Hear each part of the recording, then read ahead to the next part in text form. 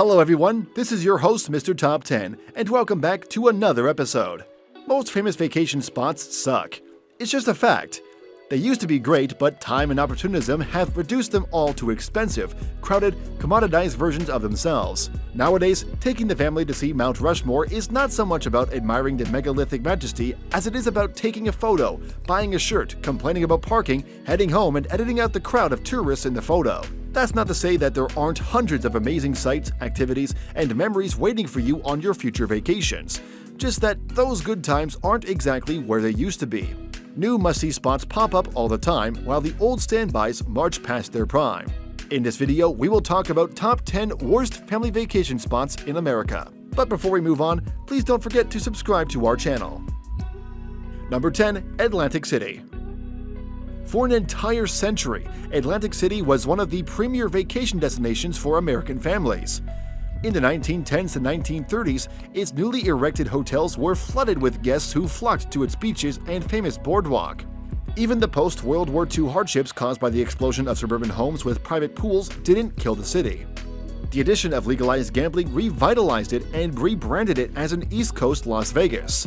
And it stayed that way until the turn of the century beat the once proud city into a pulp.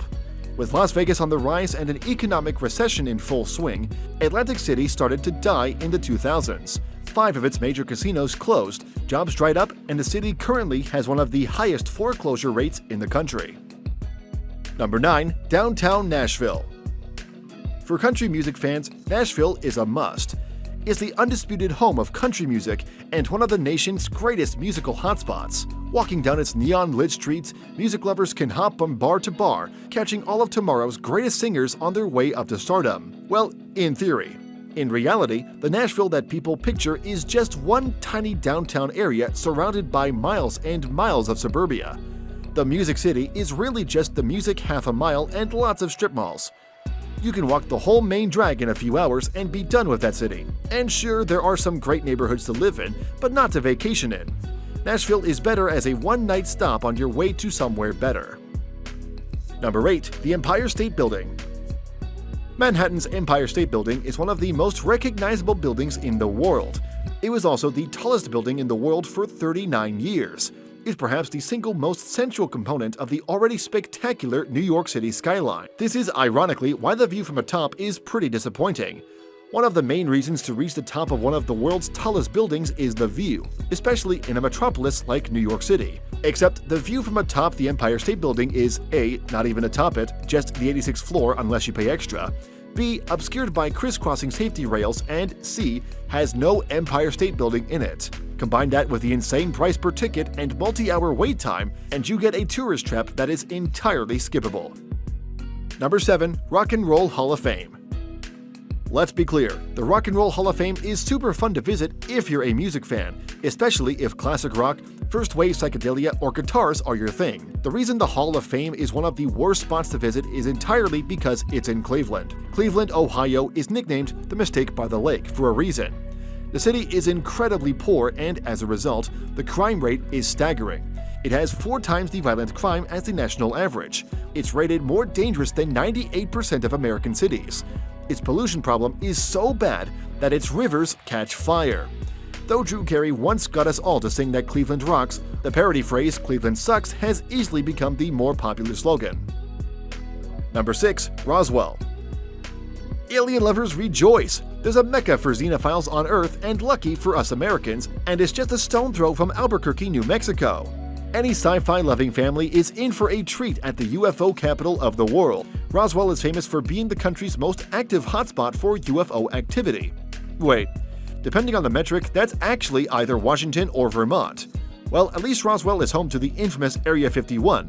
No, wait, that's about 700 miles away in Nevada. Okay, well, at least Roswell is the site of the most famous UFO incident in history, the 1947 Roswell incident. It's in the name.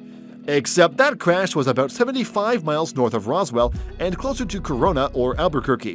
What is Roswell famous for again? Number 5. Plymouth Rock.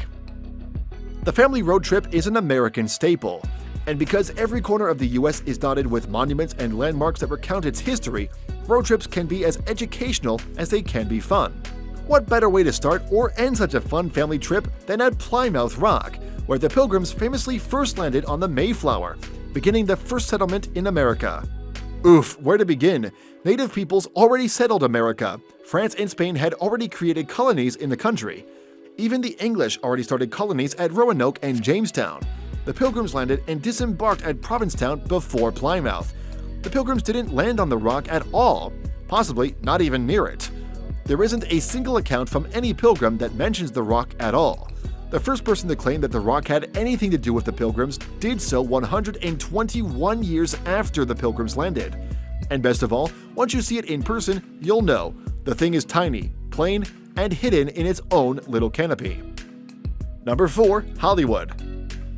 Take everything I said about Roswell, replace the words aliens and UFOs with stars and celebs, and you get Hollywood. Millions visit Hollywood every year for the chance to bump elbows with A-listers, apparently not understanding that if you were a celebrity, that is the last place you would ever hang out. Can you imagine if Harrison Ford actually spent his days patrolling around his footprints on the Walk of Fame? You wouldn't want a picture, you'd want to find him a hobby and a therapist. Instead of actors, Hollywood is full of overpriced shops, homeless people, desperate failed actors in Spider-Man costumes, and, oh yeah, thousands of other tourists. Number 3. The Mall of America. Malls are really in their own renaissance right now. Because online shopping was never invented, malls have only gotten bigger, better, and more alive. Oops, it's the opposite, and malls are dying left and right. Most that are still around are left with empty storefronts and abandoned sections that George Romero movie. But even the best and most vibrant of them, like the Mall of America, are still just malls. Even the best mall in the country is still just a mall with the same stores as every other mall. Just more of them. Is it really a vacation destination just because there are 2 Sephoras instead of 1? Do you really need to visit the Gap, Aeropostale, and LL Bean back to back? Don't you have enough fleece vests? Won't that Sbarro taste the same as every Sbarro? Making a lame thing bigger doesn't make it a vacation. Number 2. Times Square. Not much needs to be said about Times Square. The fact that it was ever considered a sight to see is baffling. It is an intersection with a lot of advertisements. That's it. Sure, there are shops too, but they sell M&Ms in less crowded places, trust me. I suppose you could go during the New Year's Eve ball drop, but be prepared to wait 10 hours in a standing room-only crowd with a diaper on, because there is no other way to pee. Number 1. Disney World.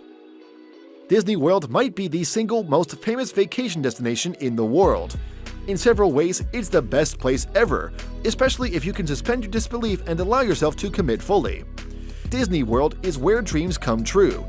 But those dreams come at a price. A few dozen major prices actually, which you'll pay constantly and all at once. For one, there's the actual price. To spend 1 week at Disney World as a family of 4, it'll cost as much as a car. Not a new car, but definitely not an old one.